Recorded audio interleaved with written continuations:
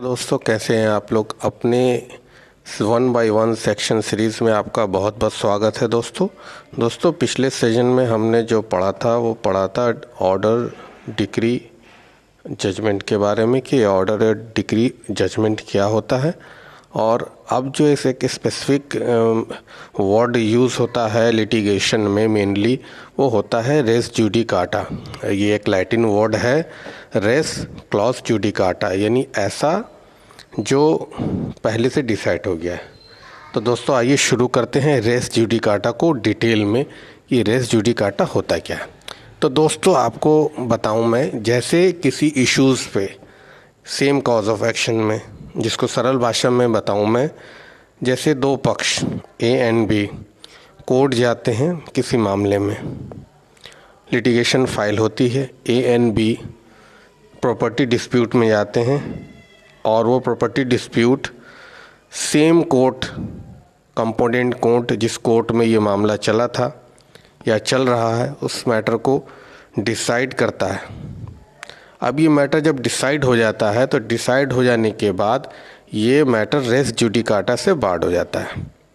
अब same A and same B, इसको समझ लिए Ram and Gopal, Ram and Gopal same party है और सेम इशू अगर सेम उसी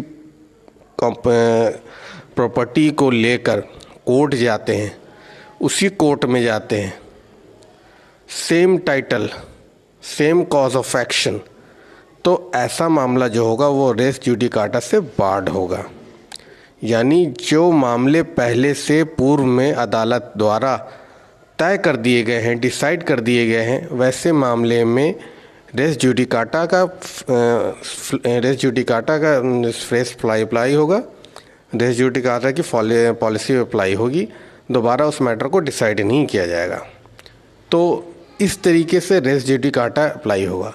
लेकिन मान लीजिए राम है, अब सेकंड ओपोनेंट जो है कोई और है, तो वैसे कंडीशन में आप ये देखेंगे रेस जुडिकाटा नहीं लगेगा, क्योंकि ये पार्टीज़ नेम चेंज हो गई और कॉज ऑफ एक्शन भी चेंज होगा। चूँकि पार्टी नेम चेंज है तो कॉज ऑफ एक्शन भी चेंज होगा और कुछ चीज़ें फैक्ट्स भी चेंज होंगे, उसमें हो सकता है कोर्ट भी चेंज हो। तो सिर्फ पार्टी प्लेंटिफ का होना ज़रूरी नहीं है, प्लेंटिफ डिफेंडेंट दोनों होना चाहिए। साथ में उसी प्रॉपर्टी या उसी डिस्प्यूट पे कोर्ट में फ़ाइल हो, उसी कोर्ट में फ़ाइल हो, सेम कोर्ट सुने। सेम कोर्ट का मतलब जज से मुराद नहीं है। जैसे मान लीजिए सीनियर डिवीज़न कंपोनेंट कोर्ट था, सीनियर डिवीज़न सुन रहा है तो सीनियर डिवीज़न में ही फ़ाइल हुआ, जूनियर डिवीज़न में था तो जूनियर डिवीज़न में फ़ाइल हुआ। तो ऐसे कंडीशन में ये रेस जुडिकाटा की फ़िलॉसफी फाइल होगी, रेस जुडिकाटा की प्रिंसिपल फॉलो होगा। बाकी और किसी मामले में रेस जुडिकाटा के प्रिंसिपल फॉलो नहीं होगा। तो दोस्तों आज रेस जुडिकाटा हमने जाना। अगले से नेक्स्ट जो हमारा वीडियो होगा वो किसी एक पर्टिकुलर सब्जेक्ट पे मैं आपको लेके आऊँगा। उसके बाद बहुत जल्द ही मैं शुरू करने वाला हूँ सेक्शन बाय सेक्शन सीरीज़। हम BNS, BNSS और BSA सीरीज़ शुरू करेंगे, जिसमें सेक्शन बाय सेक्शन एक एक सेक्शन रोज़ पढ़ेंगे और उसकी डिटेल जानेंगे, उसके डेफिनेशन को जानेंगे और ये भी जानेंगे कि सब्टेंटिव लॉ क्या है और प्रोसीजरल लॉ किसे कहते हैं।